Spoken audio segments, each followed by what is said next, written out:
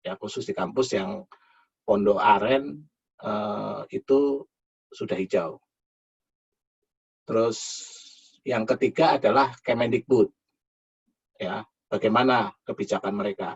Nah, kita akan melihat 3 itu. Jadi kalian bisa menduga lah nanti akan seperti apa kebijakannya dengan melihat tiga itu informasi tadi ya. Oke, kalau ini ada yang sudah tanya sama saya terkait dengan normal abnormal. Mungkin saya jawab dulu ya, yang pertanyaan teman kamu itu ya, yang terkait dengan normal abnormal itu. Jadi gini, yang ada di contoh itu adalah ilustrasi saja ya. Bagaimana menentukan, jadi kalau kita punya bisnis itu kita akan tahu, oh kalau saya melakukan pekerjaan X gitu ya, misalnya saya produksi mebel gitu, atau produksi kursi gitu. Kalau karyawannya semuanya kan kita bisa dicoba itu, karyawan yang paling jago, mesinnya atau alatnya paling bagus, rusaknya berapa persen.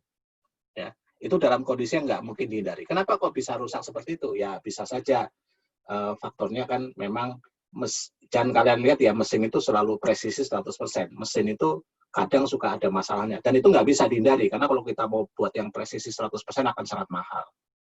Nah, jadi dalam hal ini biasanya mereka akan melihat dari pengalaman berapa yang mereka bisa terima. Nah, yang disebut normal gitu ya, berapa persen gitu. Nah, dalam hal itu tidak ada informasi atau tidak ada kejadian yang abnormal, maka semua kerusakan tadi dihitung aja. Oh, anggaplah ternyata 10%. Nah, kita lihat dari 10% ini yang kira-kira normal menurut norma yang sudah kita tetapkan berapa? Oh, 5%. Berarti 5%-nya tidak normal, abnormal. Nah, dalam situasi seperti itu yang kamu tanyakan itu betul. Jadi modelnya untuk menentukan yang abnormal, ya udah ada set persentase yang normal, sisanya abnormal. Tapi mesti dilihat, bisa aja ada kejadian luar biasa. Contoh misalnya ada karyawan yang selebor gitu, bawa minuman pas lagi mengoperasikan mesin, tiba-tiba dia bersin ya, minumannya tumpah ke mesin tadi, mesinnya rusak sehingga barang yang diproses semuanya rusak. Nah, kalau kayak gitu kan udah ketahuan, itu bukan kondisi normal.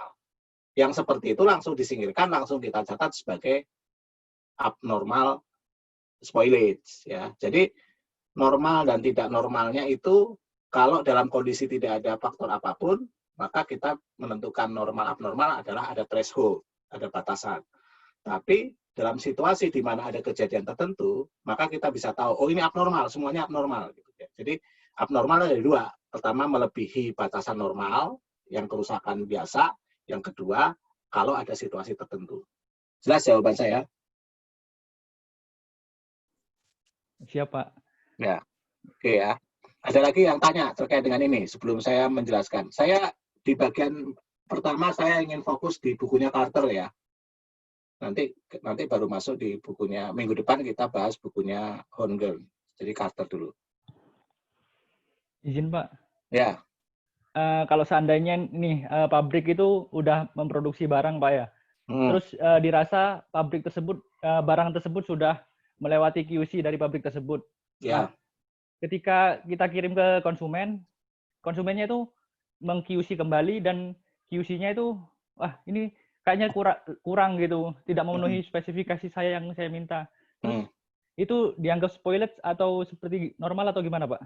Nah, kamu mesti paham nih. Ini bagus sekali pertanyaan kamu, karena saya share ya ininya biar saya sekaligus menjelaskan ini. Saya sekarang agak mau agak ini sama kalian, mungkin kayaknya perlu agak ngajar dikit ini kalau enggak ini. Nah, gini.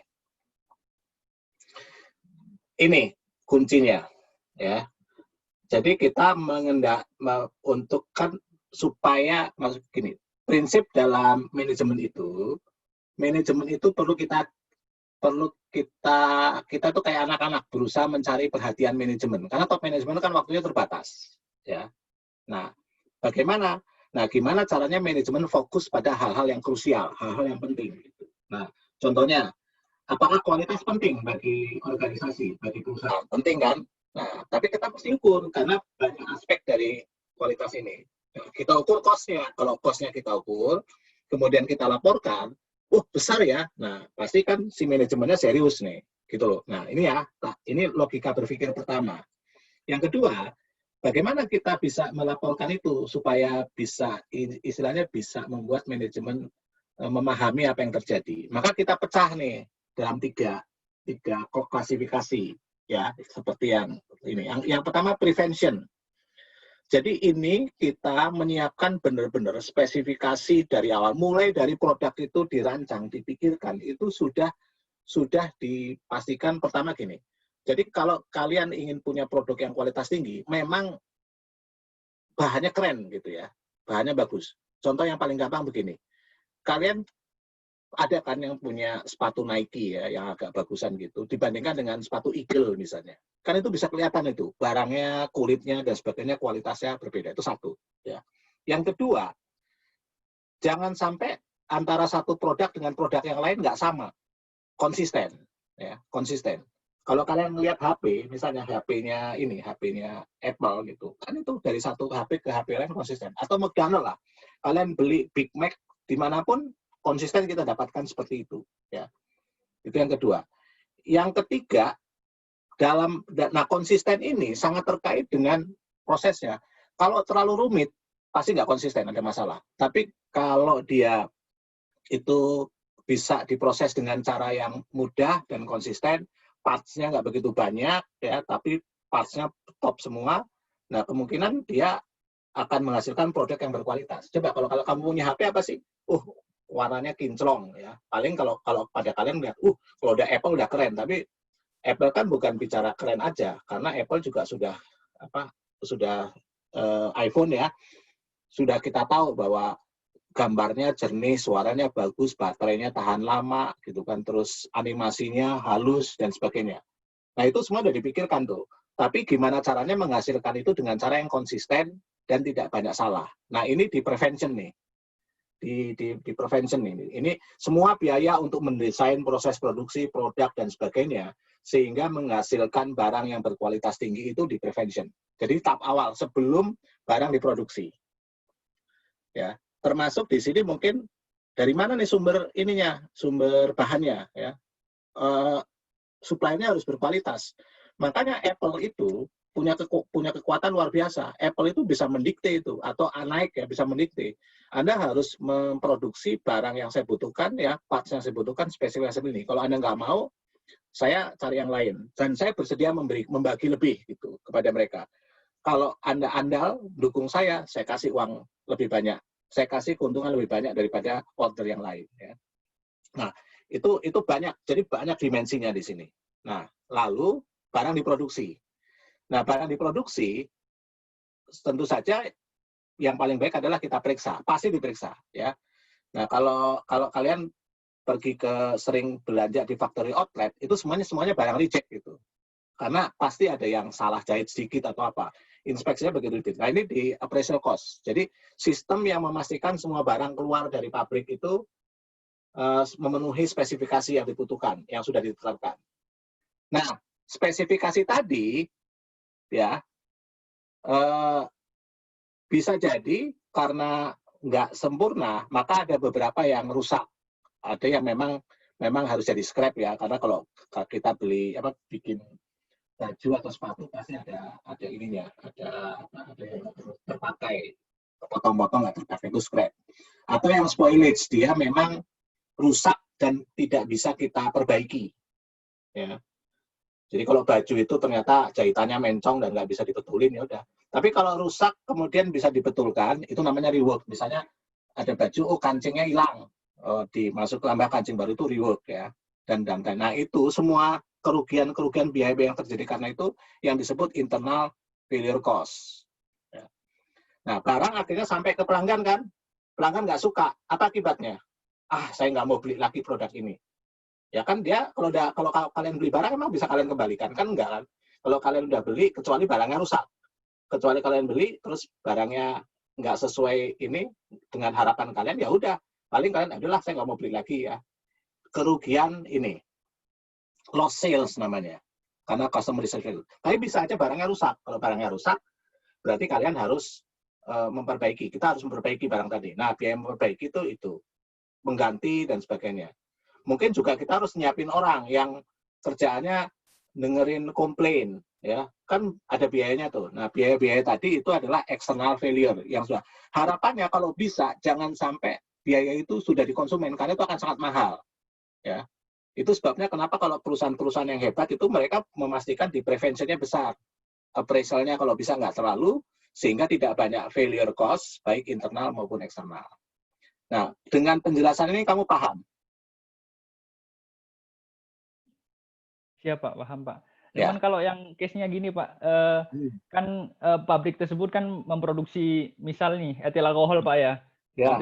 Etil alkohol kan jelasnya ada kadar-kadar presentasinya.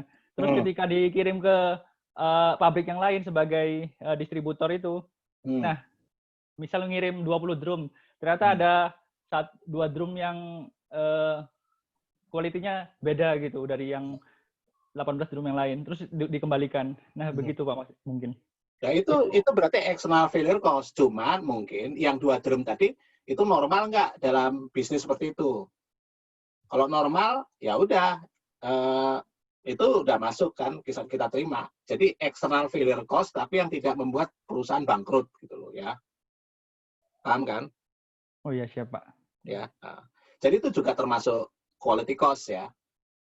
Ya kalau bisa gini, memang gini, kalau etil alkohol bisa nggak kita menjamin 100% kiriman kita kadarnya sama? Kayaknya juga mahal banget kali, ya kan? Mendingan ada salah-salah sedikit lah. Toh si pembeli juga nggak mau kan membayar dengan harga mahal, ya kan?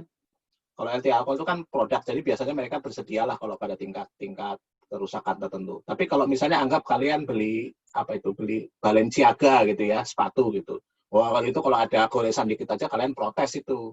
Orang kita membayar mahal kok. Ini nggak sempurna, harus sempurna gitu ya. Jadi tinggal tergantung harganya juga gitu.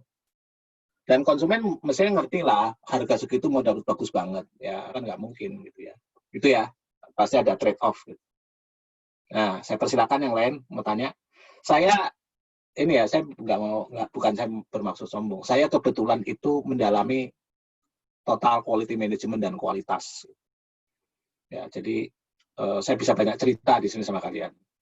Saya dulu pernah mempraktekkan ini ketika saya ambil S2 di Amerika Serikat. Jadi saya masuk ke tim pabrik itu, mereka punya banyak masalah. Waktu itu ada masalah mereka dalam perakitan gitu, tingkat kesalahannya besar gitu. Terus kita brainstorming sama mereka, diskusi, kita merancang ulang. Cuman simpel aja. Jadi rupanya sering tertukar antara karena lini perakitannya sedikit, dalam satu lini perakitan itu kadang-kadang ada 2 atau 3 produk yang dirakit di jangka waktu yang sama.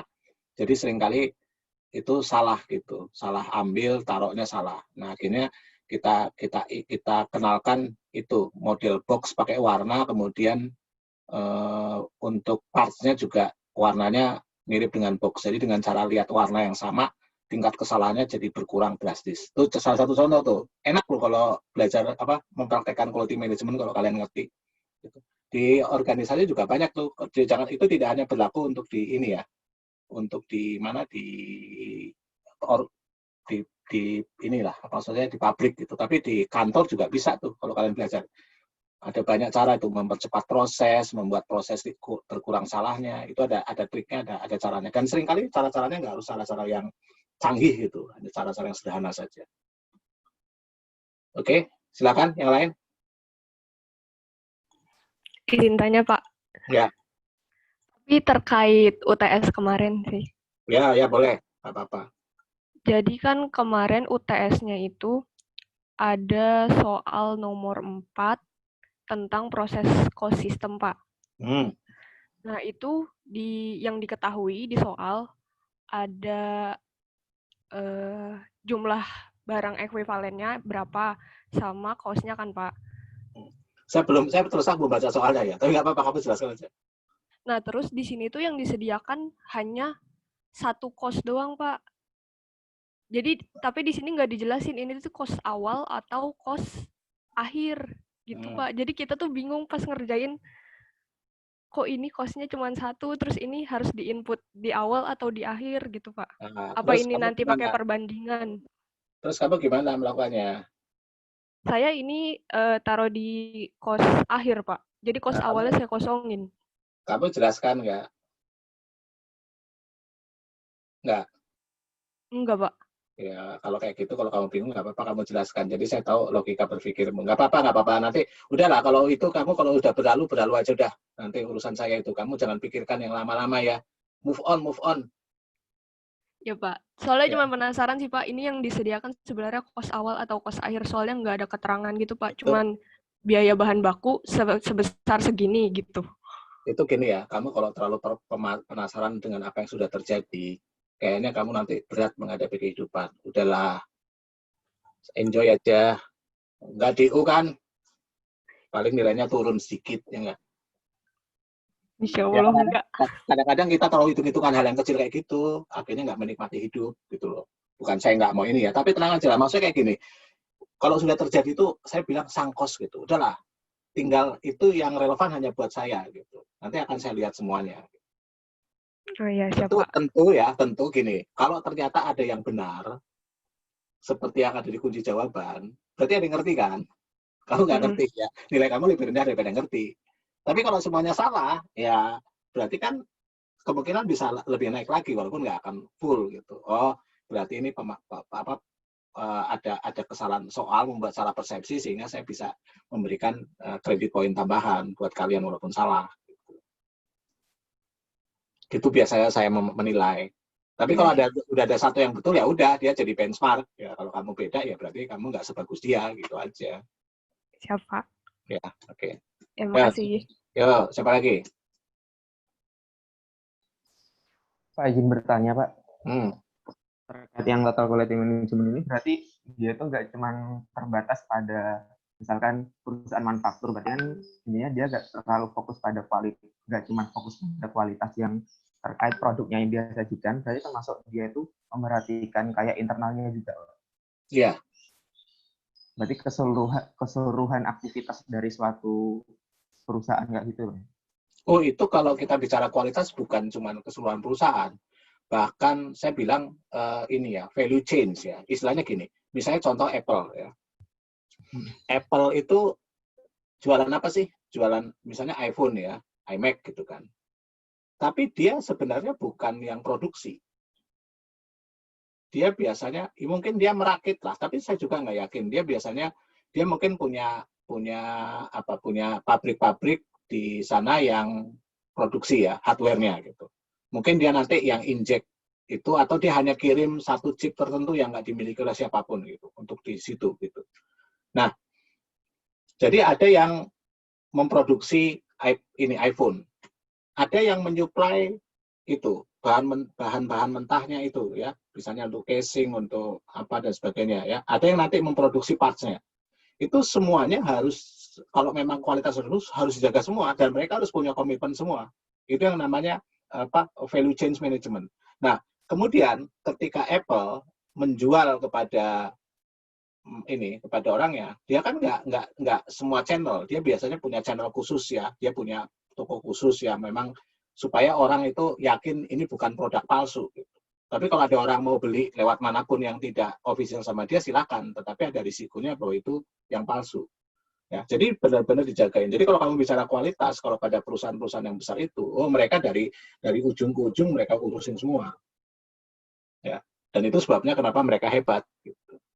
Nah, kita misalnya, kamu kerja di mana? Di DJP, Pak. DJP, ya kan? Pernah nggak kamu pikirkan yang namanya value chain DJP itu seperti apa? Ya kan? Data misalnya, data WP, kamu perlu data kependudukan. Bagaimana membuat data kependudukan valid? Kamu punya data transaksi ini pasti ada pihak lain yang bertransaksi ya, perusahaan A sama perusahaan B. Bisa nggak? Walaupun perusahaan B itu di kantor yang lain, kamu dengan sistem bisa mematchkan, sehingga semuanya bisa beres semua. Nah, kenapa DJP sekarang kayak kerja keras dan kamu frustasi? Karena mindset kualitas itu nggak dipikirkan. Ya, jadi itu penting gitu. Nah, kembali kualitas itu ditentukan oleh standar. Standar harus dibuat, ya. Makanya saya lagi maksa di dalam ya, kayak kemarin ya ketika PJJ dan sebagainya. Yang saya pikirin kan standar, step prosedur, langkah, ya kan? Kalau enggak. Jadi intinya kalau misalnya kemarin ada yang telat, ada yang salah, ya itu reject gitu, barang reject gitu. Nah, barang reject bisa di rework ya beberapa, tapi ada beberapa yang reject kita kalau rework juga kita nggak pasti kan. Nah, itu sebabnya akhirnya kita modelnya kemarin ya nggak rework lah, ujian ulangan. Artinya ada proses baru lagi dari awal. Itu contoh saja bahwa mindset kualitas itu coba kita bangun.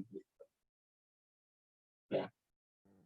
Ini kalau bicara kualitas seneng lah. Saya kalau kamu nanti suatu saat di DJP terus kamu pengen ngajak saya diskusi bagaimana meningkatkan kualitas kantormu, saya mau tuh saya punya apa pola-polanya untuk memetakan kemudian bisa memperbaiki. Siapa? Terima kasih. Yo. Silakan siapa lagi? Oke ya. Jadi saya lanjut dulu nih sambil jalan. Tadi kan kalian tahu yang namanya cost of quality. Nah, kalau TQM itu intinya gini, TQM itu bukan sekedar ini. Jadi di kualitas itu gini ya. Pertama, kalian harus punya spesifikasi standar. Standar tadi harus terkait dengan kebutuhan konsumen. Bukan semua konsumen, tapi target konsumen kalian ya, yang bisa kalian layani dan pada tingkat kepuasan tertentu.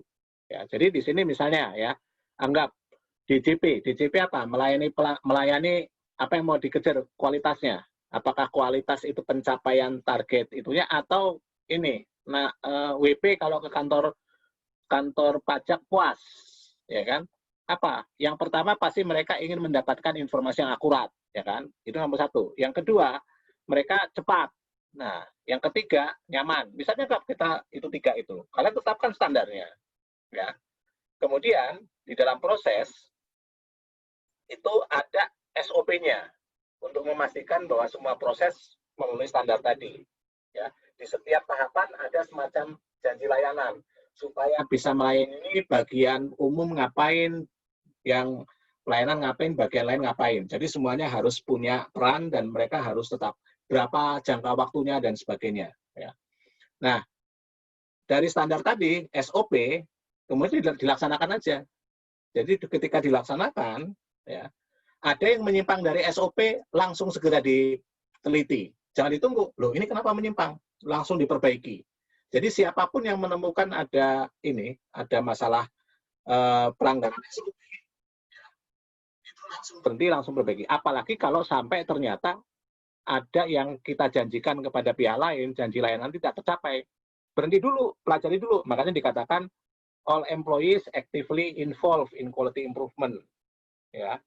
Nah, tadi yang saya katakan ada sistem mengidentifikasi masalah, mendevelop solution, dan menentukan improvement objektif. Ini karena semua terlibat, top manajemen harus punya peranan. Nggak bisa cuma perintah aja. Dia turun, bahkan dia jadi anggota dari tim manajemen kualitas. Ya.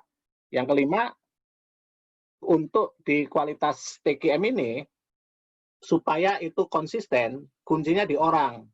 Coba kalian lihat McDonald. McDonald itu prosesnya standar mereka. Jangan sampai tuh ada yang salah gitu kan, kurang dikit aja. Nah, supaya mereka konsisten, itu harus dilatih dengan betul. Mungkin juga perlu dibuat happy dan sebagainya, tetapi selalu konsisten. Jadi inti utamanya sebenarnya adalah dalam kualitas itu kita bicara konsistensi. Ya, itu yang disebut total quality management, karena semua pihak total. Kenapa? Karena semua pihak terlibat untuk memastikan pelanggan itu mendapatkan yang terbaik dalam layanannya. Ya. Nah, ini disambungkan dengan continuous quality improvement. Intinya apa? Nggak bisa perbaikan itu besar. Dengan menggunakan TQM tadi, setiap ada permasalahan, ada hal-hal kecil di berbagai tempat itu diidentifikasi ya dan diperbaiki, maka itu kayak kita menumpuk sesuatu sedikit demi sedikit, lama-lama jadi bukit kan. Lama-lama jadi kelihatan, kok kualitasnya jadi bagus. Jadi kualitas yang bagus dari suatu produk itu tidak serta-merta bisa terjadi dengan cepat, tetapi harus melalui proses panjang yang pelan-pelan akhirnya menjadi bagus. Toyota, Jepang, waktu pertama kali memproduksi televisi, mobil, itu kayak Cina sekarang. Siapa yang suka produk Cina dari awal? Kalau kalian duitnya banyak, pasti kalian nggak mau beli produk Cina. Tapi kebanyakan zaman dulu, ya, itu Jepang. Cuman Jepang bedanya satu. Jepang itu belajar tentang kualitas. Bahkan orang Amerika yang mempelajari. Dan cocok sama filosofinya yang berusaha memperbaiki segala sesuatu. Saya sarankan ya, kalau kalian punya uang nanti jalan-jalan deh ke Jepang, masuk aja ke satu toko souvenir. Souvenirnya nggak ada yang kualitasnya jelek. Semuanya rapi, bagus, dan dibungkus luar biasa. Itu mentalitas Jepang. Makanya mereka kualitasnya bisa bagus. Dan sekarang mereka paling top kualitasnya dari semua produk yang ada. Gitu. Ya. Saya nggak tahu, Cina punya filosofi seperti itu nggak? Kalau nggak, kemungkinan akan sulit Cina melawan kualitas produk Jepang. Gitu ya. Jadi di sini, itu dari awal. Contoh ya, saya hobi sama PlayStation ya, video game. Biasanya PlayStation itu ada beberapa versi. Contohnya PlayStation 4 ya. Yang pertama itu versi gemuk itu, fat itu. Itu versi pertama. Dia lebih besar, lebih ini, dan sebagian persentase yang rusaknya cukup besar. Kemudian mereka setelah beberapa kali melihat, mereka memperbaiki itu. Akhirnya muncul PlayStation yang lebih kurus ya, dan itu lebih bagus karena tingkat kerusakannya jauh lebih kecil. Nah, itu contohnya ya, bagaimana.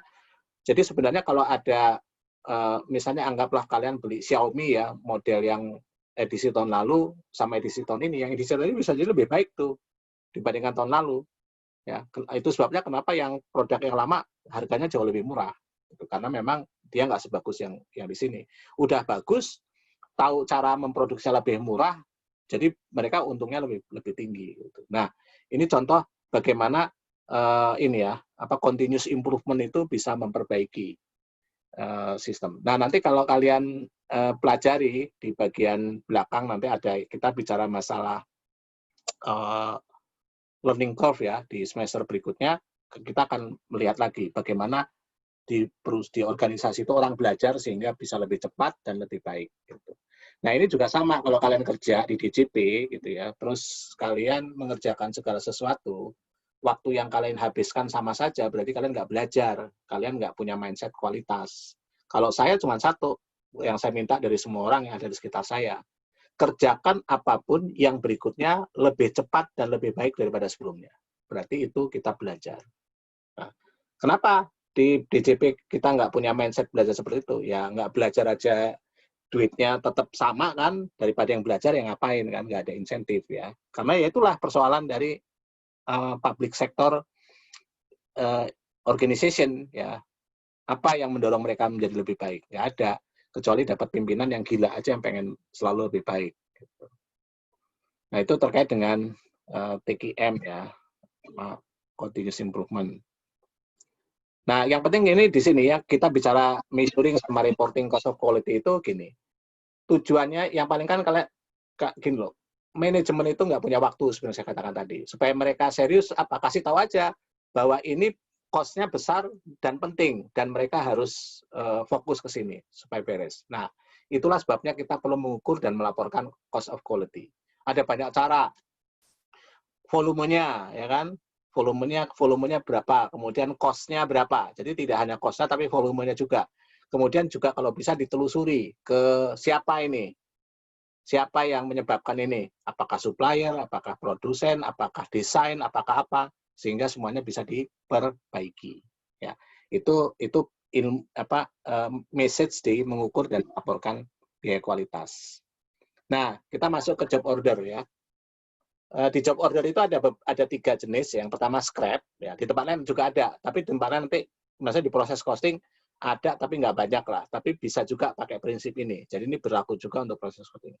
Scrap itu ya kalau kalian punya perusahaan tekstil gitu, bikin kain kan ada potongan-potongan kain yang nggak bisa dipakai itu.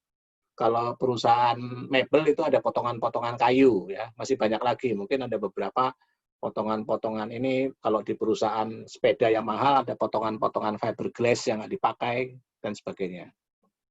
Nah, potongan-potongan tadi kita lihat, ya dia sebenarnya kayak by product lah. Kayak by product ini juga bisa pakai akuntansi by product. Nah, potongan-potongan tadi mau diapakan? Ada nilainya nggak? Kalau ada nilainya ya kita jual. Karena jumlahnya kecil, ya udah deh. Ini kan cuma penghasilan tambahan, masukkan aja di other income, gitu ya. Itu pendekatan pertama. Tapi kalau jumlahnya nggak signifikan, ya masukkan aja mengurangi biaya produksi produk. Kita masukkan ke cost of goods sold. Ya. Nah kalau ternyata itu juga lumayan signifikan dan dia prosesnya nggak bisa maksudnya persentasenya memang bagian dari proses yang normal. Jadi kita masukkan aja sebagai bagian untuk mengurangi factory overhead kalau ada penghasilannya, ya.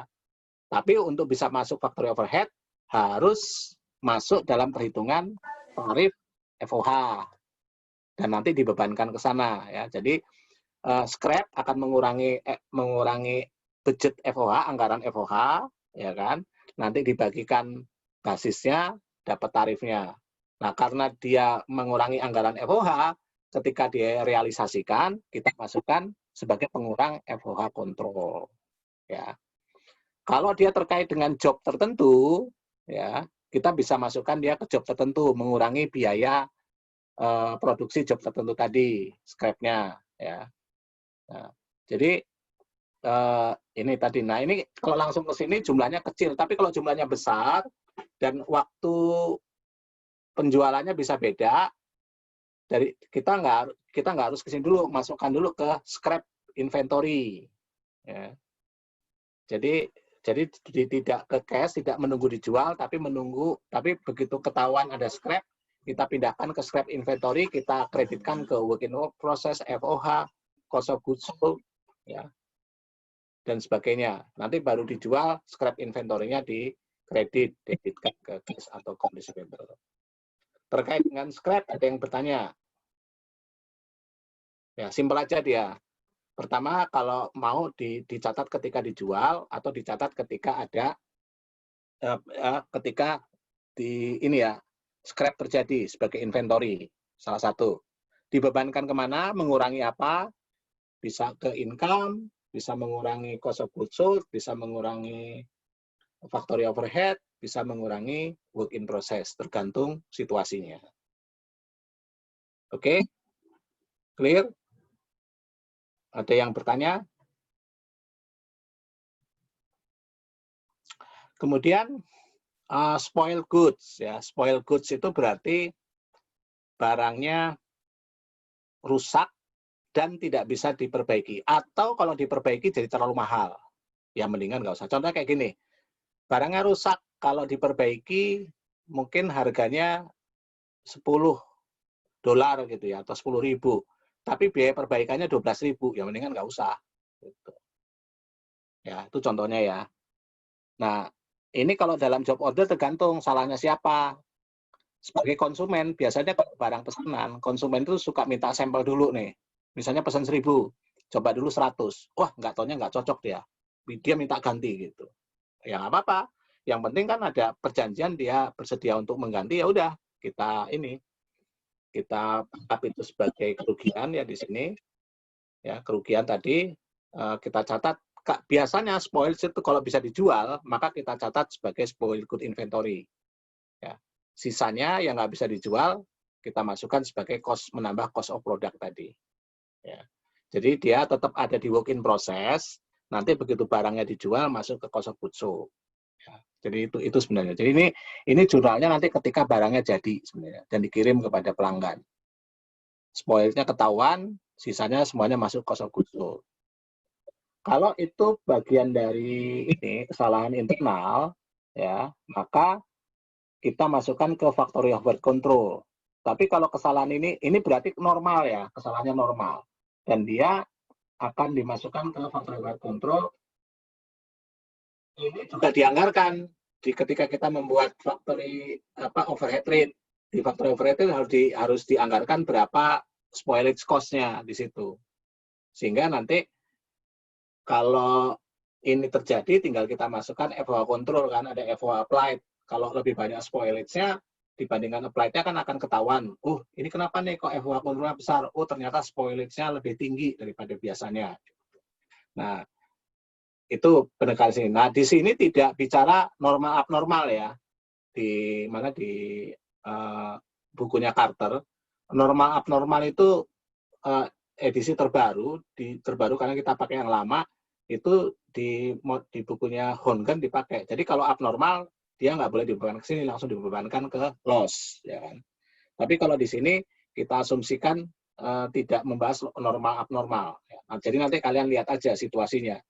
Tapi secara umum sama, hanya bedanya kalau di Hongen itu dia memperlakukan abnormal secara tersendiri. Gitu. Nah, di Carter ini dianggap semuanya normal. Ya, itu kalau ini. Nah, rework. Ya, kalau rework itu berarti produknya rusak, tapi bisa diperbaiki lagi, sehingga nambah biaya. Namanya biaya rework. Ya. Nah, biaya rework tadi, ya udah, begitu keluar ya kita bebankan aja, nambah work in process. Selesai ya, kalau untuk satu job tertentu. Ya. Karena permintaan pelanggan. Kalau dia sebabkan internal failure, ya kita bebankan ke factory overhead control. Jadi secara umum seperti itu. Ada yang bertanya? Saya ngulang lagi nih yang ada di video, tapi nggak apa-apa lah. Kayaknya kalian lebih senang saya memberikan kuliah.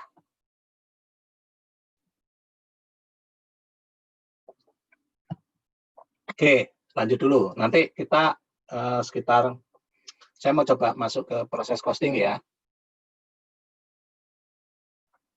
Saya kasih tahu key-nya aja supaya kalian paham, jadi lebih cepat. Nah, dalam proses costing, intinya satu, bahwa spoilage unit ada dua ya, ada dua situasi. Pertama spoilage ya, barangnya rusak ketahuan. Yang kedua barangnya susut atau hilang. Kalau yang hilang itu nggak ketahuan nih, nggak bisa kita cari. Itu perlakuannya berbeda. Nah, kalau barang rusak itu kita tahu barangnya rusak mana. Nah, barang rusak itu harus kita tentukan cost-nya berapa. Itu aja kunci utamanya. Jadi barang rusak itu mirip kayak barang jadi. Barang jadi tapi dia khusus saja perlakuannya. Paham? Ya, paham ya. Nah, kalau sudah berarti dia harus masuk perhitungan unit ekivalen untuk menentukan cost per unit. Nah, kalau sudah paham, nanti dilaporkan khusus dia. Ya, dilaporkan khusus dia. Kemana? Nah, kita lihat nih, kita ambil contoh di buku ini. Jadi, yang lainnya, kalau kalian menguasai proses costing, nggak ada masalah. Ya, kalau kalian menguasai proses costing, nggak ada masalah. Yang penting, tadi, ada tambahan khusus unit ekivalen untuk unit yang rusak. Sama nanti ada pelaporan khusus untuk unit rusak. Ya, misalnya ini, kita ada dua nih. Ini agak menarik karena ada dua departemen, molding sama glazing. Di molding, ada kerusakan 2.400, di glazing ada 3.000. Di molding, kerusakannya nggak bisa dijual. Berarti semuanya jadi loss. Spoilernya jadi ini ya, rusak kerugian semua. Di sini bisa dijual sebagian. Ya.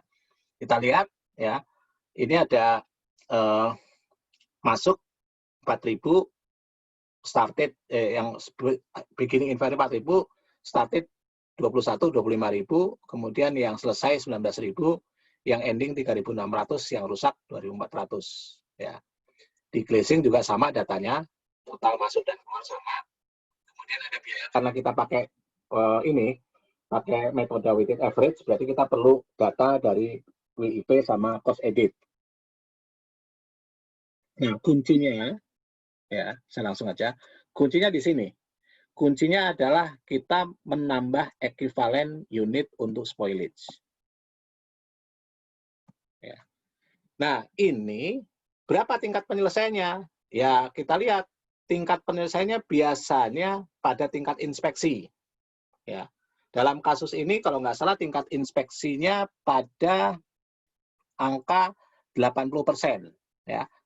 Karena kan barang itu waktu diproses, ketika 80% dicek, oh bagus, lanjut, nggak bagus disingkirkan.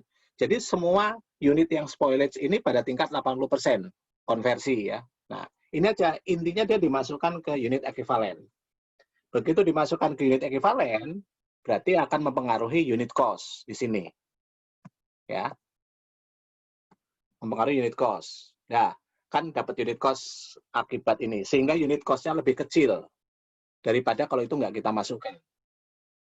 Nah, kalau sudah, kita lihat ketika cost of production report. Tambahannya cuma ini aja nih, ada satu tambahan satu line untuk yang loss in process. yang lainnya sama. Ya. Nah, jadi di sini bedanya kita akan memperlakukan spoilage tadi seperti finish good atau ya agak work in process lah, finish good. Dia tidak ditransfer ke departemen berikutnya, tetapi tadi karena ini bagian dari proses normal, kita bebankan ke factory overhead. Sebesar berapa unitnya, dikalikan persentasenya, dapat unit equivalent, kalikan unit cost. Selesai. Itu caranya. Kalau pendekatannya FIFO, berarti kan tinggal kita sesuaikan perhitungan unit ekivalennya. Kemudian kita perhitungkan unit cost-nya ini. Kemudian pelaporannya agak sedikit beda. Tapi itu kan sudah kalian kuasai mesinnya di bab sebelumnya. Ya. Jadi nggak ada masalah. Ini aja dua hal penting yang harus kalian fokus. Di situ yang harus kalian pahami dan pelajari. Nah, di departemen berikutnya bedanya cuma satu. Gimana kalau itu bisa dijual?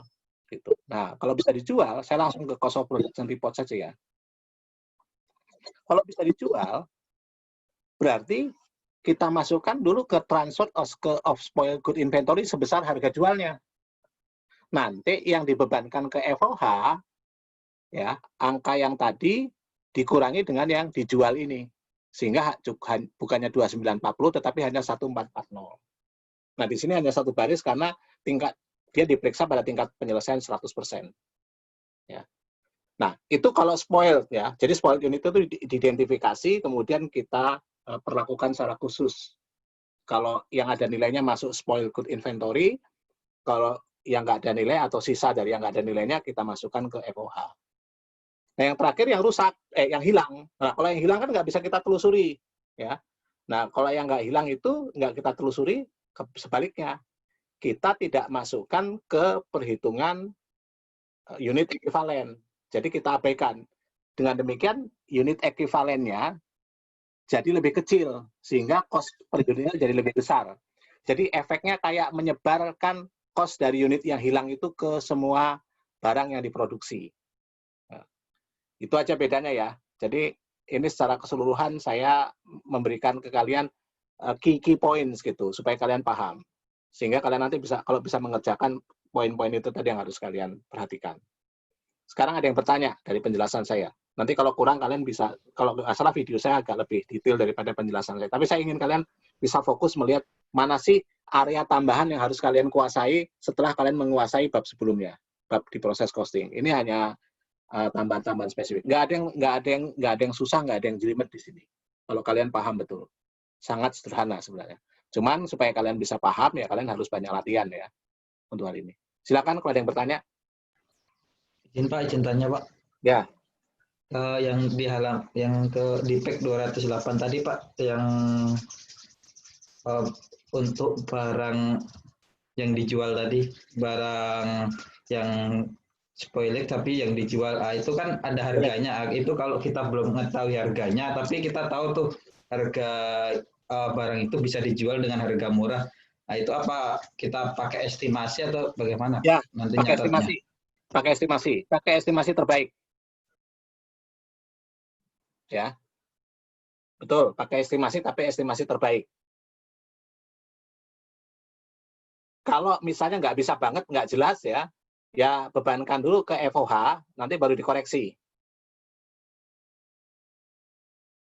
Jelas? Ya Pak, jelas ya. Oke, silakan. Siapa lagi yang lain mau tanya?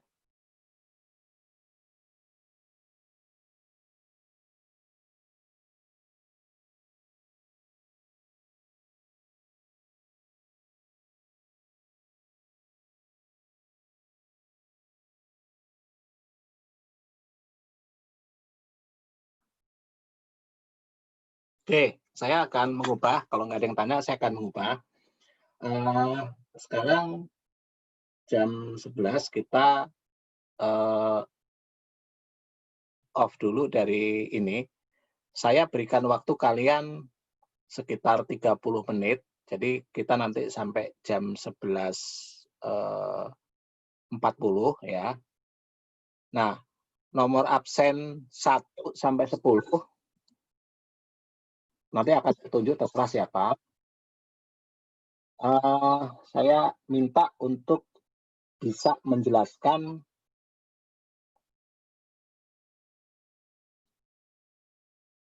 Sama yang lihat aja dulu. Ya. P74. Ya, P74. Nah, kalian untuk sementara tidak saya akan pilih, tapi dari nomor absen 1 sampai 10 siapa yang mau jadi ini, jadi juru bicara untuk menjelaskan. Menjelaskannya di Zoom. Ya. Kemudian nomor 11 sampai 20 P75. Ya. Kemudian nomor 21 sampai 30 P76 ya. Terus yang terakhir P77 nomor 31 sampai 39. Ya. Saya pengen ini, sekarang saya pengen benar-benar melototi kalian bisa nggak. Nanti dari kalian silakan siapa yang mau ditunjuk dari juru bicara. Siapa yang ditunjuk untuk bisa mempresentasikan. Silakan kalau mau share ya boleh, kalau mau ngomong juga boleh. Kalian share screen, nanti terus jelaskan kepada saya dan teman-teman yang lain. Ini cara perhitungannya, angkanya dari sini dan sebagainya. Ya, khusus yang cost of production report saja. Ya, ambil yang departemen pertama dulu, kalau ada 2 departemen. Oke? Ya, sekarang saya tutup, silakan mengerjakan ya.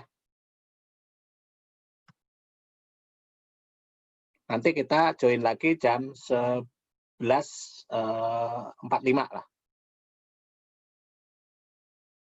Kalau kalian masih mau join silakan, tapi kalau kalian mau keluar dari Zoom ini untuk menghemat bandwidth, saya silakan juga. Saya tetap gabung di grup ini. Saya juga tetap ini memantau di mana di WA. Kalau kalian ada pertanyaan, saya itu kalau ada yang pertanyaan saya persilakan.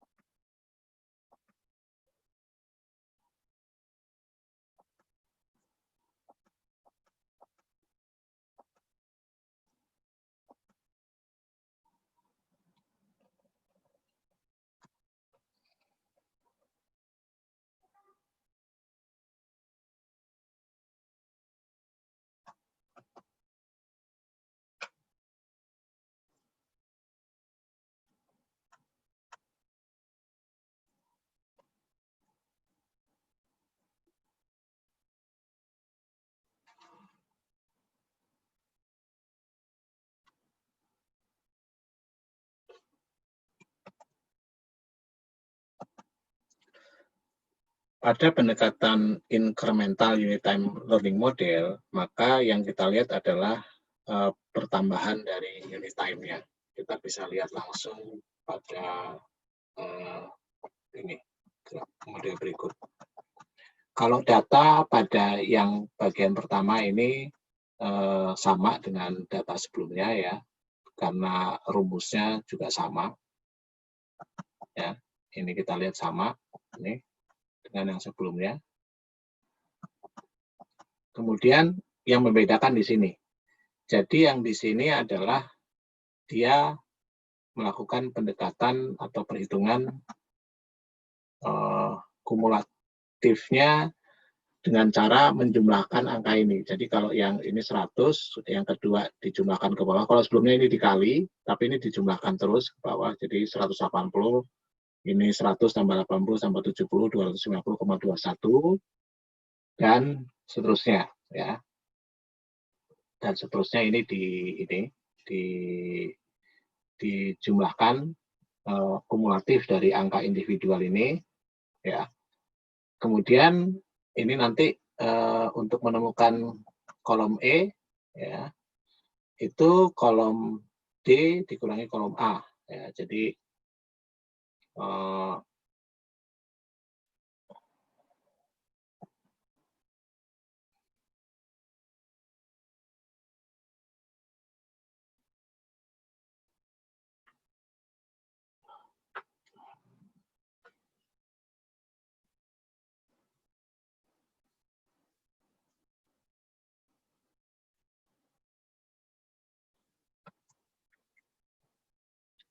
pada pendekatan incremental unit time learning model, itu cara menghitungnya berbeda, tapi menggunakan data yang sama.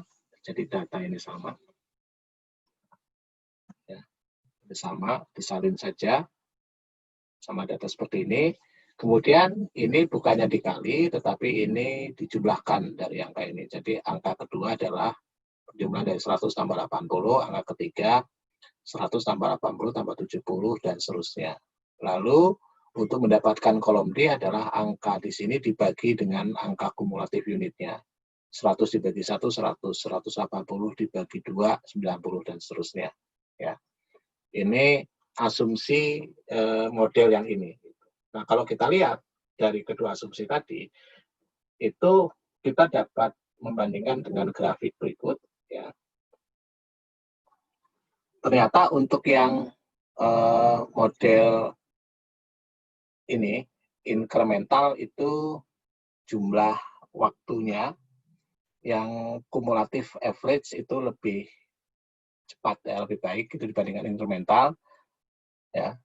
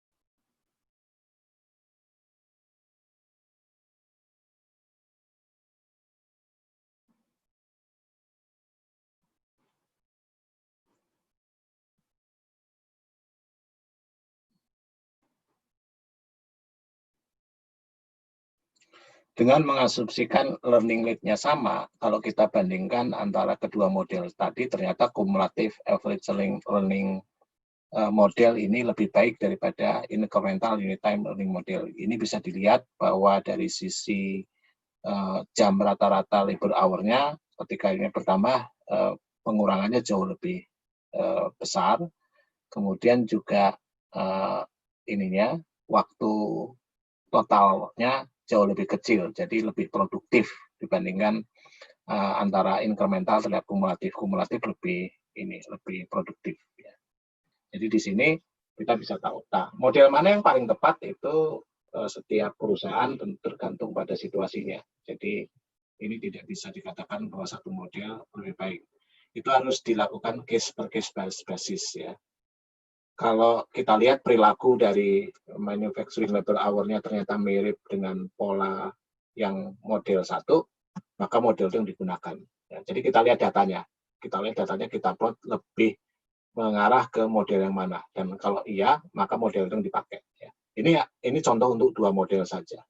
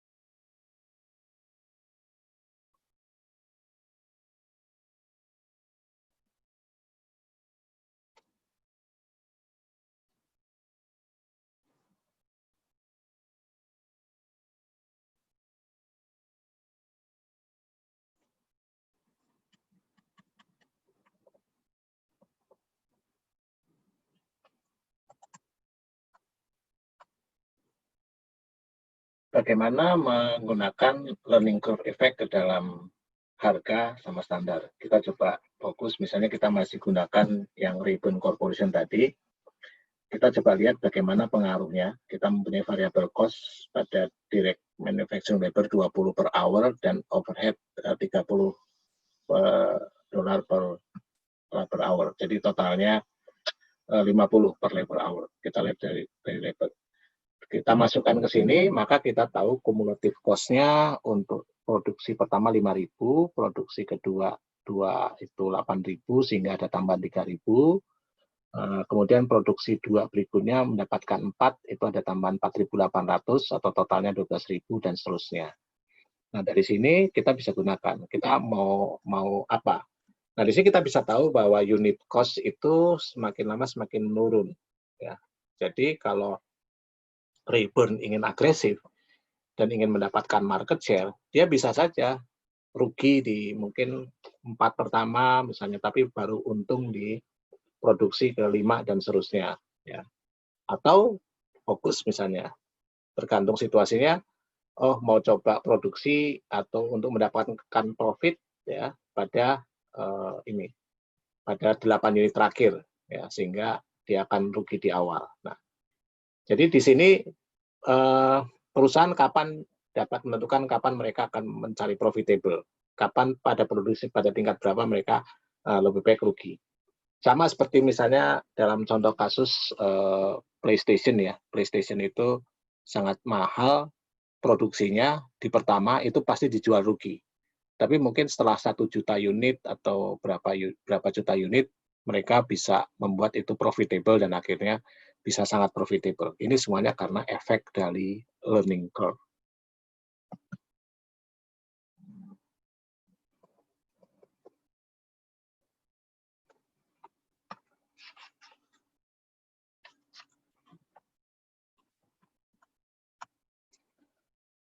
Sekarang untuk membuat kalian lebih memahami, silakan menjawab question 11, exercise 28 dan 29, kemudian problem 35, 36, 39, dan 40, Hohn-Kearns chapter 10.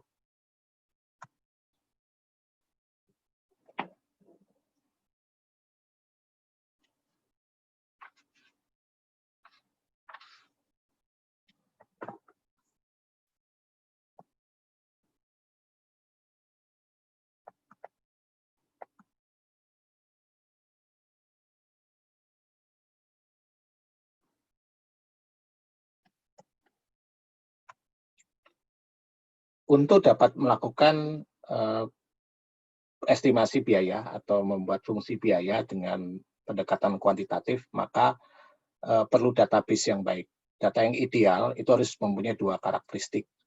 Pertama, semua datanya harus dapat diukur dengan andal. Jangan sampai ada salah pengukuran. Misalnya dalam pengukuran biaya. Yang kedua mungkin dalam pengukuran cost driver-nya. Jadi jangan sampai pengukurannya tidak akurat, ternyata ada faktor misalnya kita tidak dalam periode yang sama, ya, misalnya setiap 7 hari, kemudian ada data yang bisa kita geser-geser ke satu periode, dua periode lain. Artinya itu tidak andal, data harus akurat dan andal. Yang kedua, database-nya harus mencakup berbagai cost driver, jadi tidak hanya sedikit saja, tetapi kalau bisa sebanyak mungkin cost driver, karena kita akan memilih mana nanti yang paling akurat merefleksikan fungsi biaya. Nah, permasalahannya nggak mungkin kita di manajemen accounting bisa mendapatkan ini yang ideal seperti ini, ya. Nah, dua persoalan yang harus yang biasa terjadi. Pertama adalah periodenya antara dependent variable dengan cost driver itu tidak sama. Ya. Jadi ini yang dipastikan jangan sampai berbeda, karena kalau berbeda tidak pas, tidak selalu pas. Jadi contohnya begini, misalnya perusahaan tidak menggunakan accrual, ya. Jadi biasanya dibayar ketika itu reparasi terjadi. Padahal kita tahu reparasi itu atau ini ya, Mas Oli gitu ya. Sementara itu menjadi dependent variabelnya. Dia pembeliannya cash basis, tidak variable. Sementara jumlah truck hours itu tidak selalu sama dengan waktu pembelian, ya. Nah, dengan cara seperti ini kita akan sulit membuat itu menjadi akurat, karena sebenarnya penggunaannya tidak pada saat pembelian. Harusnya pada saat penggunaan, kemudian dikaitkan dengan berapa lama truk digunakan. Nah, itu persoalan yang pertama. Yang kedua, jangan sampai fixed cost itu dialokasikan karena kebetulan ada cost per unitnya. Jadi apabila ada cost per unit, belum tentu itu variable cost, bisa jadi fixed cost. Jadi hati-hati, pastikan benar bahwa memang cost tadi memang benar-benar perilakunya fixed atau variable, bukan karena ada cost per unitnya.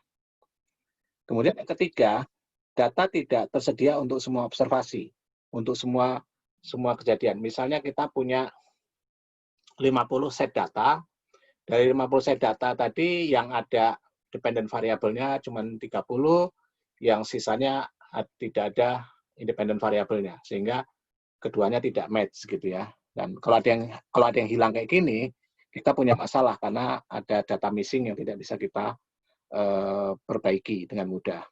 Yang terakhir adalah dua terakhir ya. Yang pertama tiga terakhir. Yang pertama jangan sampai ada data yang ekstrim. Ya, bisa jadi itu terjadi karena ada pemogokan, ada bencana, ada hal-hal yang itu ada supplier yang mendadak punya masalah gitu ya. Nah, itu juga harus diperhatikan karena itu outliers harus kita keluarkan. Yang berikutnya harus ada hubungan yang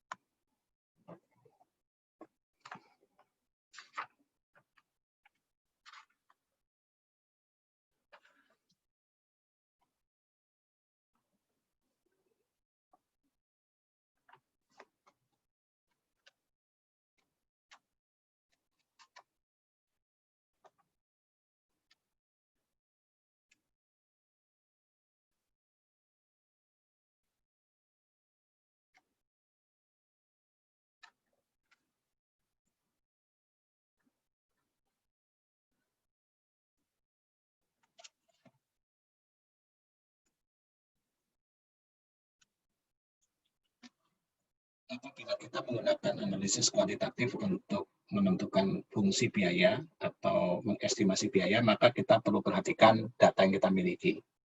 Pertama, data itu harus berisi data yang valid, diukur dengan benar.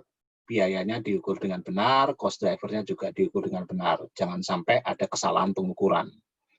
Yang kedua, kalau bisa nilai-nilai pada database tadi itu untuk berbagai cost driver, tidak hanya satu, sehingga kita nanti bisa memilih cost driver mana yang paling tepat. Nah, pada kenyataannya kita tidak bisa mendapatkan yang terbaik. Ada beberapa hal yang harus kita perhatikan, yang harus kita selesaikan sebelum kita menggunakan data untuk melakukan estimasi biaya. Yang pertama,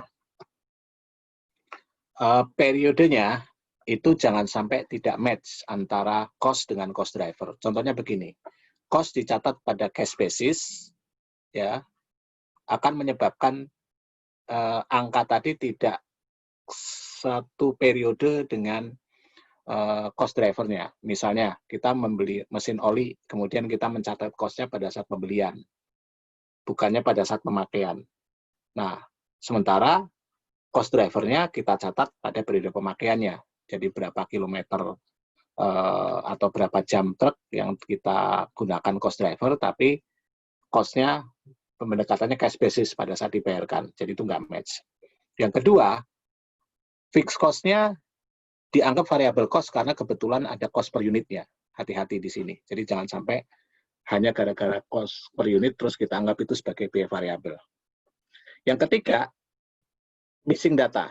Jadi kita punya 50 set data, cost-nya ada di 30 ini observasi, sementara nggak ada itunya, nggak ada cost driver-nya, tapi ada lagi data cost driver-nya, tapi tidak ada data cost-nya. Kalau bisa dua-duanya berpasangan ada semua. Ya, dan itu jumlahnya banyak. Yang ketiga, hati-hati dengan nilai yang ekstrim, outliers, ya. Misalnya ternyata cost atau cost driver-nya terjadi pada periode di saat itu ada mesin breakdown, ada pemogokan, atau keterlambatan suplai barang, dan sebagainya. Jadi mesti dilihat dulu, ada nggak yang outliers yang sebenarnya bukan merepresentasikan periode yang memang harus menjadi hubungan normal di antara cost driver sama cost tadi. Yang ketiga, yang berikutnya adalah hubungannya tidak homogen, ya, antara cost driver dengan cost. Jadi ini ada cost pool, kemudian ada cost driver, ya, cost pool dan cost driver. Tapi ternyata di dalam cost pool tadi ada cost yang sebenarnya nggak terkait dengan cost drivernya tadi, nggak mungkin. Dia mungkin berbeda. Nah, ini harus diperhatikan. Jadi kalau bisa yang ada dalam satu cost pool itu memang homogen dan terkait dengan cost driver. Yang berikutnya adalah hubungan dengan cost driver dan cost tidak stasioner. Ini hati-hati kalau kita mencoba misalnya membandingkan machine hours dengan manufacturing overhead, tetapi kita dalam periode di mana teknologi baru sedang dicoba. Nah, di sini berarti ada perubahan manufacturing overhead yang tidak terkait dengan machine hour, tapi terkait dengan perubahan teknologi. Jadi ini juga harus diperhatikan. Kemudian yang terakhir tentu saja inflasi. Inflasi dapat menyebabkan cost-nya berubah, ya, tanpa ada perubahan signifikan pada cost driver. Ini juga harus diperhatikan. Yang paling baik adalah menghilangkan efek inflasi tadi dalam data. Ya. Sekarang silakan kerjakan question 12 ya dari buku Honger bab 20. Materi kita sampai di sini. Selamat belajar.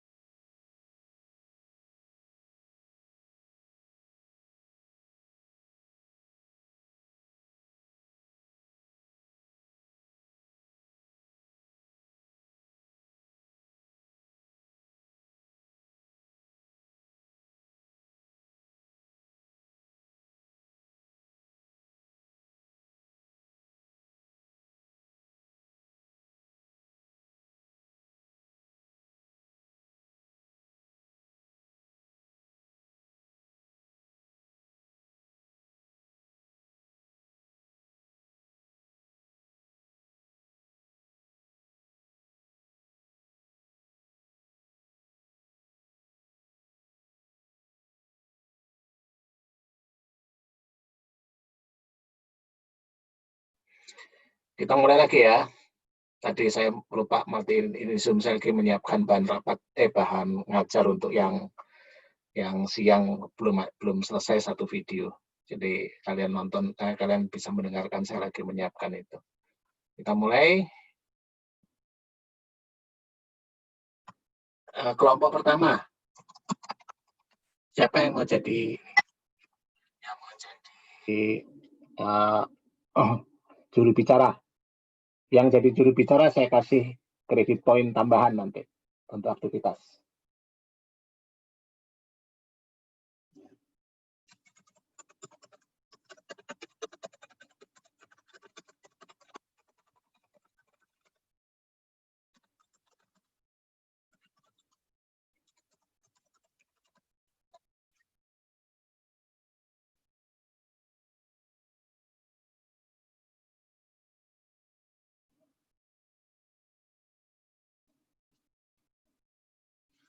Kalau yang kelompok pertama belum siap, bisa kelompok kedua, atau kelompok 3, atau kelompok keempat. Siapa yang duluan?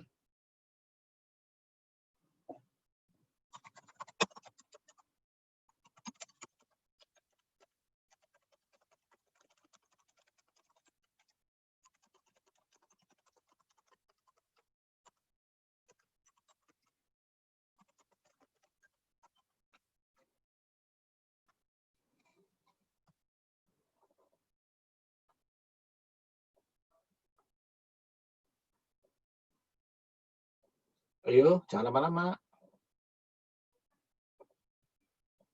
Nanti kita habis waktu.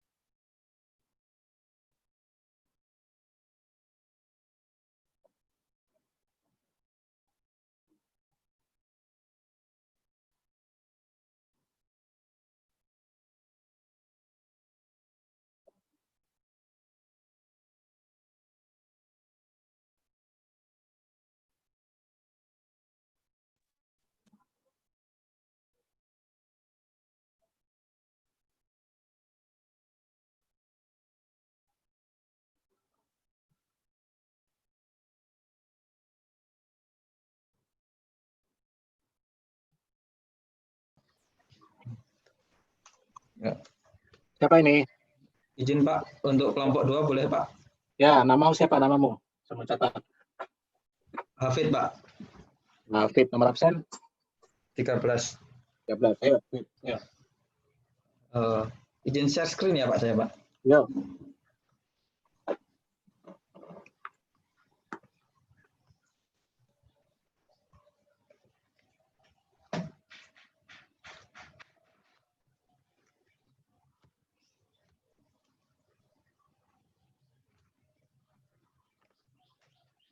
Jadi kan yang di soal nomor problem 75, kita kan diketahui bahwa jumlah persediaan awal 4.000, sehingga kita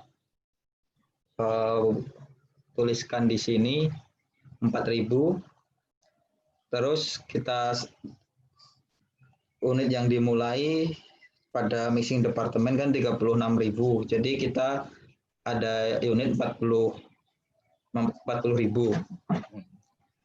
Sedangkan yang ditransfer di Departemen Pengalengan itu sebanyak 28.000. Nah, di sini udah diketahui juga unit yang menyusut atau tumpah 6.000 dan ending inventory 6.000. Nah, di sini ending inventory di soal diketahui untuk penyelesaiannya untuk material 100%, labor 40% dan overhead 40%. Nah, kita saya menghitung dulu yang unit ekuivalen unitnya. Jadi di ekuivalen yang ditransfer 28.000 untuk semua unit sama. Kemudian yang untuk ending kan kita kalikan persentasenya. Yang labor kan dikalikan 40% sama overhead dari 6.000. Yang loss dalam proses kan dia tidak dihitungkan dalam perhitungan equivalent unit karena unitnya kan nggak ada. Ya. Kita temukan bahwa equivalent unit di material 34.000, di labor 30.400, overhead sama 30.400. Di soal juga diketahui bahwa biaya persediaan itu materialnya 600, labor 88, overhead 128, sehingga kita mendapatkan total biaya awalnya itu sebesar 816. Kita masukkan biaya yang ditambahkan. Kita ketahui material 4.840, labor 824, dan overhead 1.088.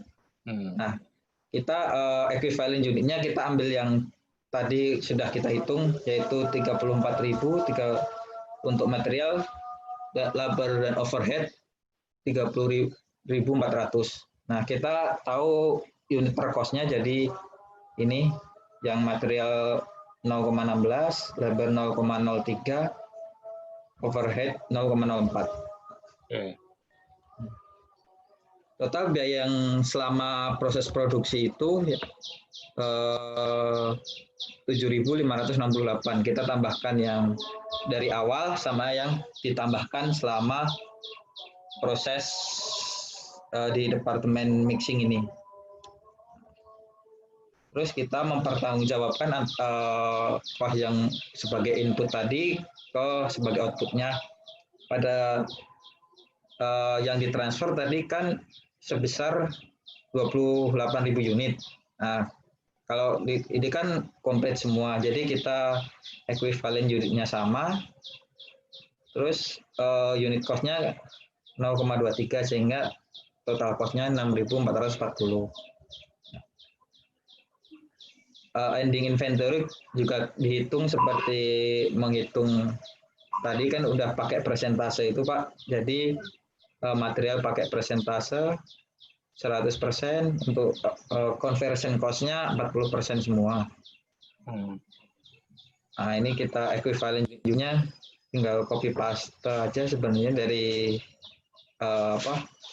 kita hitung tadi, terus kita kalikan dengan unit per cost-nya untuk masing-masing material, labor, dan overhead, sehingga kita temukan total ini sama.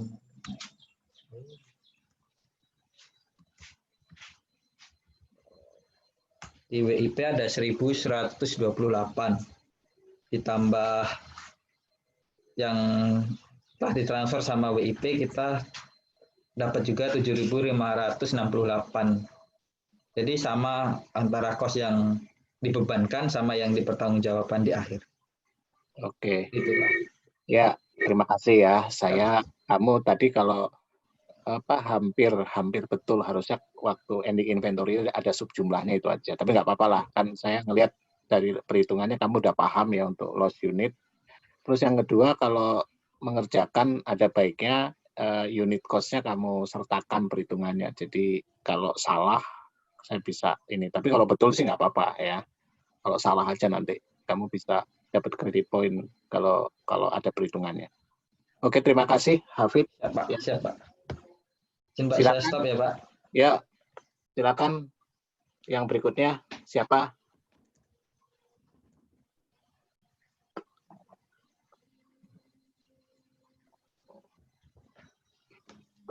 Ini kelompok 2 ya, sudah ya. Sekarang tinggal kelompok 1.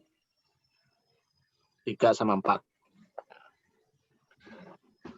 Minggu depan sama ya, kalian nanti saya masih pakai kelompok yang sama lah, 10 orang aja biar gampang. Nanti gantian ya, siapa yang mau ngomong. Kalau bisa siapkan 2 atau 3, saya pengen ngecek juga nih. Kan saya pengen tahu, kalau bisa kalian gantian saya pengen ngomong, jadi saya pengen tahu, oh kamu bisa ngomong gitu. Biar saya bisa punya alasan untuk nambah kredit poin. Dan saya bagi kepada setiap orang. Kalian tinggal atur aja siapa. Jadi kalau Hafid, kamu udah dapat Fit ya, nggak usah lagi. Kalau bisa kamu suruh temanmu yang lain untuk ngomong nanti. Siapa lagi? Yuk. Izin Pak, mau yang kelompok 1. Nomor 4 ya, kamu siapa tadi? Nurul Pak, Andi Nurul Ya, Iskandar. Andi Nurul ya. Coba, yuk silakan Andi Nurul. Panggilan apa Nurul? Andi. Nurul Pak. Nurul ya, coba Nurul. Izin share screen ya Pak. Ya.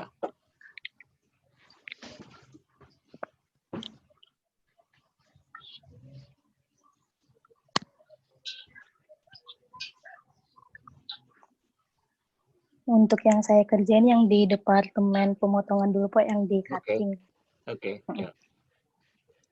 Jadi yang pertama dihitung di unitnya, di quantity schedule-nya. Pertama di beginning inventory. Kamu geser sama sedikit start. ya. Nggak kelihatan gambarnya. Nah, ya. Beginning inventory sama started in process-nya udah ada di soal. Oke. Sama 20.000. Terus untuk transfer to sampai departemennya, di ending inventory juga persentasenya udah ada di soal Pak. 100% untuk material sama 60 untuk labor dan overhead. Terus untuk di spoiled in process juga ini ada di soal. Ya. Ya, diperiksa ya pada tingkat inspeksi ya. Iya, tingkat inspeksi 90%. Oke. Terus untuk unitnya juga ada di soal sebanyak 3.000 unit. Ya. Jadi dapat unit yang mau dihitung 25.000 untuk outputnya. Terus cost charge to departemen pertama hitung di equivalent unitnya dulu. Ya. Untuk equivalent unit yang ditransfer sebesar 18.000 untuk ketiga itu material labor FOH. Terus equivalent unit di ending inventory 4.000, terus untuk material kali 100%, labor sama FOH kali 60%, jadi 2.400. Terus equivalent unit untuk spoil goods-nya 100% dikali sisanya 90%. Jadi untuk total equivalent unit material 25.000, di labor 23.100, dan di overhead juga 23.100.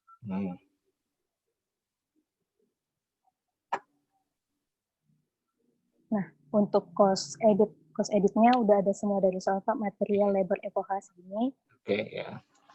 Terus ini juga sama ada di soal, terus equivalent unit seperti yang tadi sudah dihitung. Jadi dapatlah unit cost untuk material 1,5, labor 0,5 sama FOH-nya 1. Jadi total cost-nya 72.150 dan untuk unit cost-nya semua 3, Pak. Ya. Terus di assignment cost-nya ditransfer to something department 18.000, ini 100. Untuk FOH ke spoilage, karena udah ada di soal 3.000, terus kita kali sama persentase di awal tadi, sudah ada unit cost-nya juga, jadi dapat segini. Untuk WP ending inventory juga pakai angka yang di soal sama persentase di soal dan unit cost yang sudah didapat tadi. Jadi dapatlah perhitungan total cost accounted for-nya sama 72.150, Pak. Oke. Ya, Nurul, kamu cuma satu aja kalau boleh nanti dilengkapi ya. Kalau untuk ujian atau apa, perhitungan unit cost saja. Karena ini kan average ya. Kalau average itu kan harus ada. Kalau yang Vivo kan bisa lah dilihat dari sini ya. Tapi kalau average kan kamu harus tambahkan dulu baru dibagi 25.000 kan. Iya, Pak. Ya. Itu aja sih kalau dari saya. Makasih ya. Terima kasih, Pak. Sekarang kelompok 3 dan 4 saya persilakan. Siapa?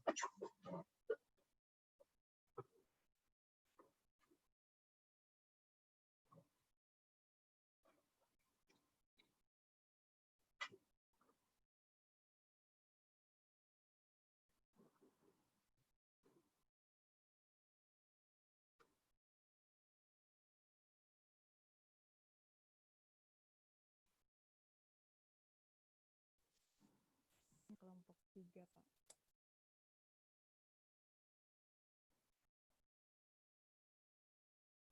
Izin kelompok 3, Pak.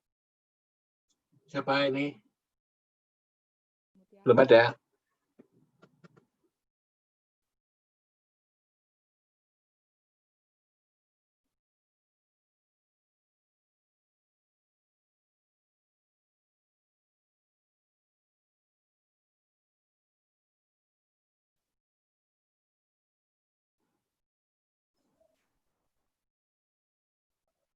Izin, Pak. Ya, siapa kamu? Si Yahya, siapa tadi? Ya, Pak. Dari Ya, ya, ya. kelompok Ya. 4. Empat Izin ya. share, Pak ya. Ya. Semoga ini.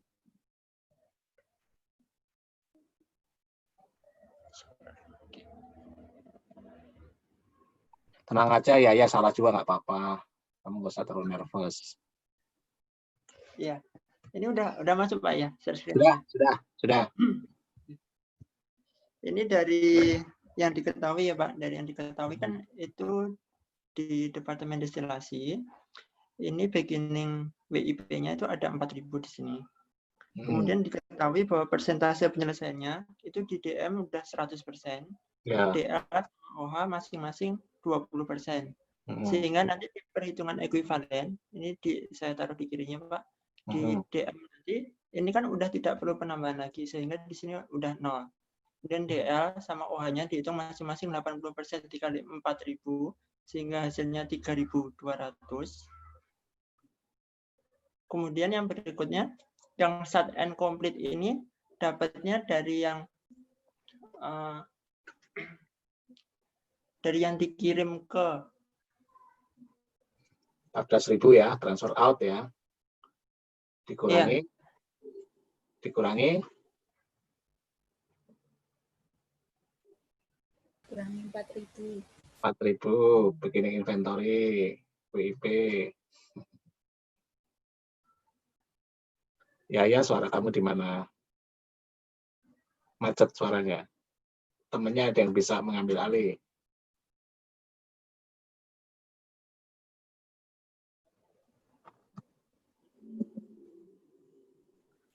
tes dulu. Ya, nah, ada kedengeran ya, ayo.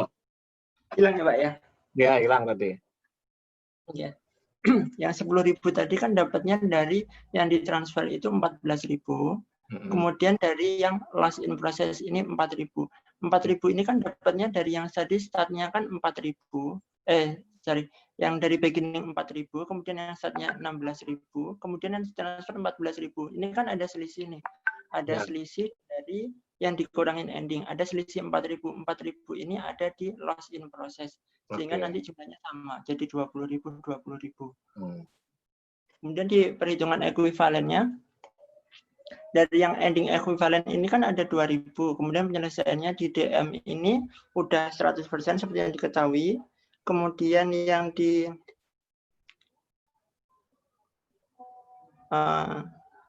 bentar.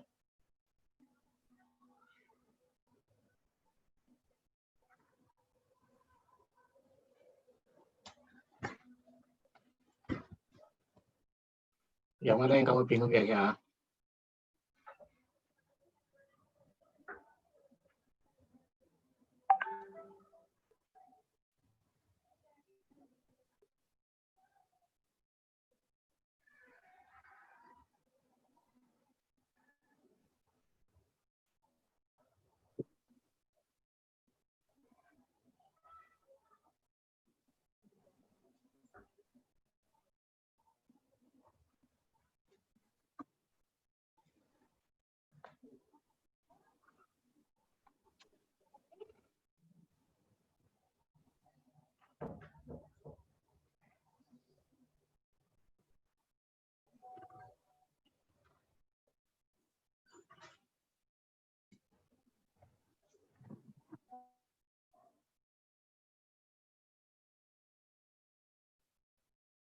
Ya, mana ya? Apa yang kamu bingung? Nanti saya jelasin.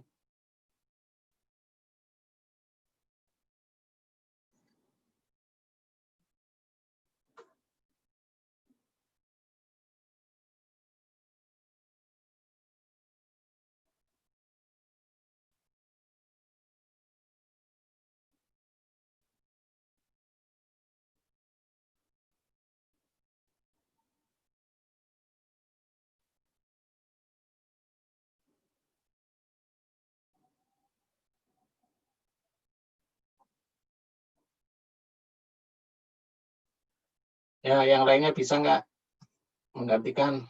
Nggak apa-apa, upaya ya. Atau tadi kelompok yang lain dulu.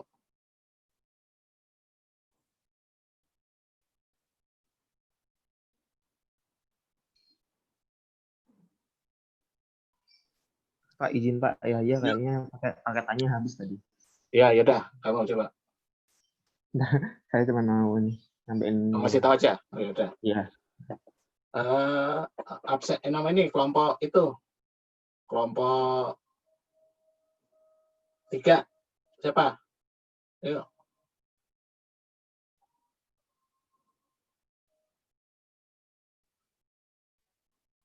Izin Pak, kelompok 3 Pak. Ya, yuk. Siapa yang ini mewakili kelompok 3?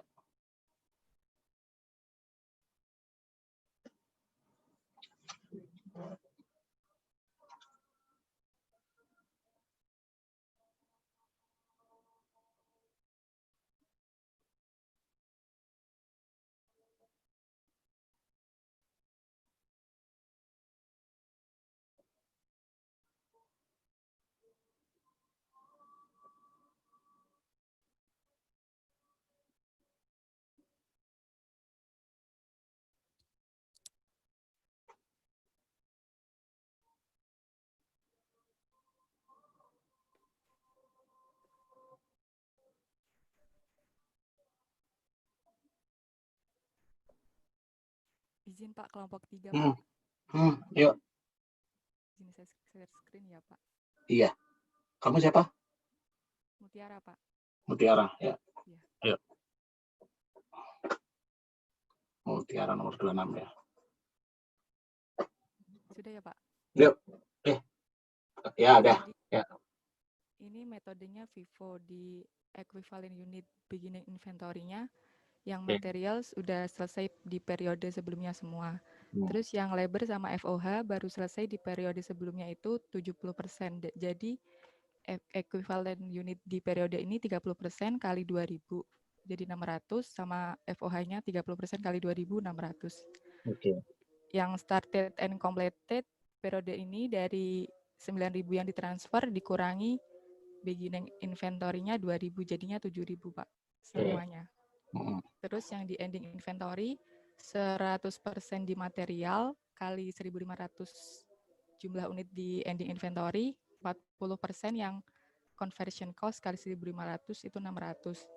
Terus yang spoiled good-nya inspeksinya yang conversion cost itu 60%, yang material 100% kali 500, yang material 9.000 conversion cost-nya yang material 500, conversion cost-nya 300. Jadi total equivalent unit material 9.000, labor 8,5 sama FOH 8.500. Terus unit cost-nya per equivalent unit dari material itu yang cost edit-nya 9180, labornya 2125, FOH-nya 6375. Dibagi sama equivalent unit dari material 9.000, labor 8.500 sama FOH 8.500. Jadi cost per equivalent unit yang material 1,02, labor 0,25,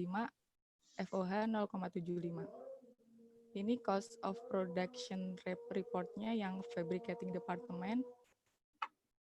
Beginning inventory-nya 2.000, started in process this period 9.000, total unitnya 1.100, yang ditransfer 9.000, ending inventory-nya 1.500, loss in process-nya 500, totalnya 1.100. Lalu cost charge to department dari beginning inventory totalnya 3.260. Yang cost edit-nya totalnya 17680. Ini equivalent unit dari perhitungan di atas sama unit cost perhitungan di atas. Total unit cost-nya 2,02 sama total cost charge to department dari beginning inventory ditambah total cost edit jadinya 20940.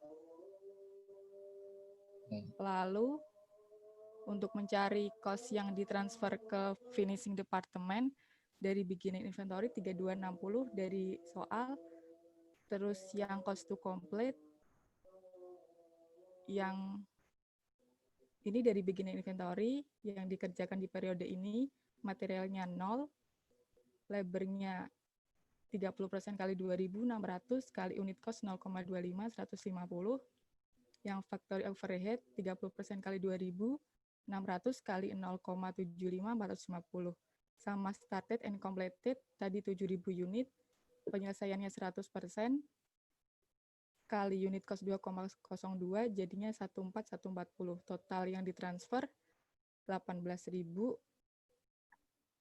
Terus yang cost spoilage good-nya dari material, labor sama FOH 500 kali tingkat inspeksinya jadinya total cost spoilage good-nya 810, di ending inventory-nya 1.500 kali tingkat penyelesaian, jadi totalnya 2130, total cost accounted for-nya 20940, sesuai sama yang di atas ini, Pak. Oke, terima kasih Mutiara. Ya, Pak. Ya, bagus, lengkap. Yang terakhir tadi Yahya, kalau kamu nggak bisa di ini, nggak apa-apa, kamu jelaskan aja, diketik di WA ya. Kalau sudah ini, kecuali kalau kamu masih ngomong di sini, saya tunggu. Kalau enggak, saya tutup Zoom-nya, kita ketemu di WA. Gimana ya, atau temannya? Atau temannya menggantikan, silakan. Kalau enggak, saya tutup, kita buka di WA aja. Gimana? Kelompok 4, kelompoknya Yahya. Izin menggantikan, Pak. Yuk, kamu siapa tadi namamu? Valentino. Valentino, Pak. Siap, saya izin sharing, Pak. Ya.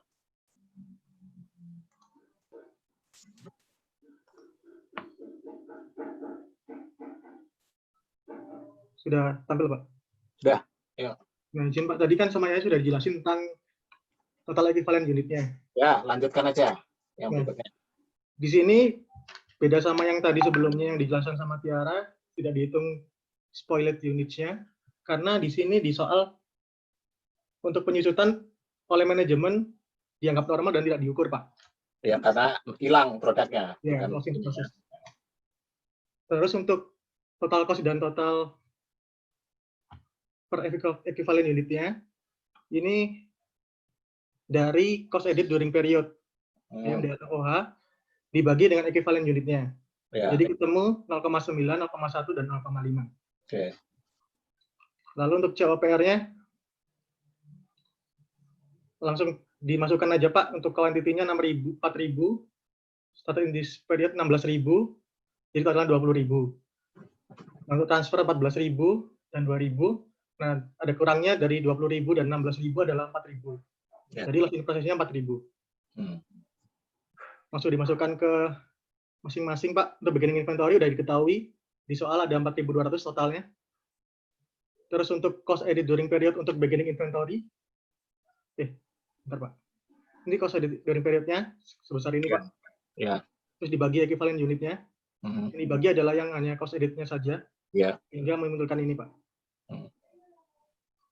Nah, untuk accounted for as follow-nya, itu dibagi menjadi transfer to refunding department. Jadi dari beginning inventory dulu, dari cost awalnya, itu ada 4.200.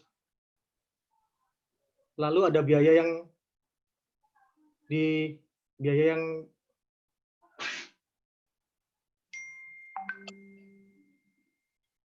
terjadi pada periode ini, Pak. Nah, ini dihitung ada unitnya 4.000, terus dihitung dari total persentase tingkat penyelesaiannya, karena dia sudah 100%, jadi 0%, terus nanti dikalikan, jadi ada totalnya 6.120, Pak, untuk beginning inventory yang ditransfer ke departemen berikutnya. Kamu kayaknya salah ngitung deh itu. Bagaimana, Pak? Itu 4.200, terus yang FOH itu 1920. Berarti harusnya, oh ya. 120, Pak. 120, ya. Oke. Ya. Terus, benar. Ya, terus. Terus selanjutnya ada yang di started and complete in this period. Jadi yang dimulai dan diselesaikan periode ini sesuai dengan equivalent unitnya ada 10.000 dikali tingkat penyelesaian 100% karena 100% dikerjakan pada periode ini dikalikan unit cost-nya dapatnya 15.000 Pak. Jadi total cost yang ditransfer totalnya 21.120. Terus ada di WIP ending itu ada unit cost-nya unitnya ada 2.000. Tingkat penyelesaiannya ada 100%, 80% dan 80%. Dikalikan dengan unit cost-nya dapatnya 2.760. Jadi total cost accounted for-nya 23.880. Untuk yang loss in process tidak dihitung, Pak. Oke, makasih ya. Siap, Pak. Valentino, saya tutup Zoom-nya, kita ketemu di WA kalau ada pertanyaan-pertanyaan terakhir. Dia stop, Pak.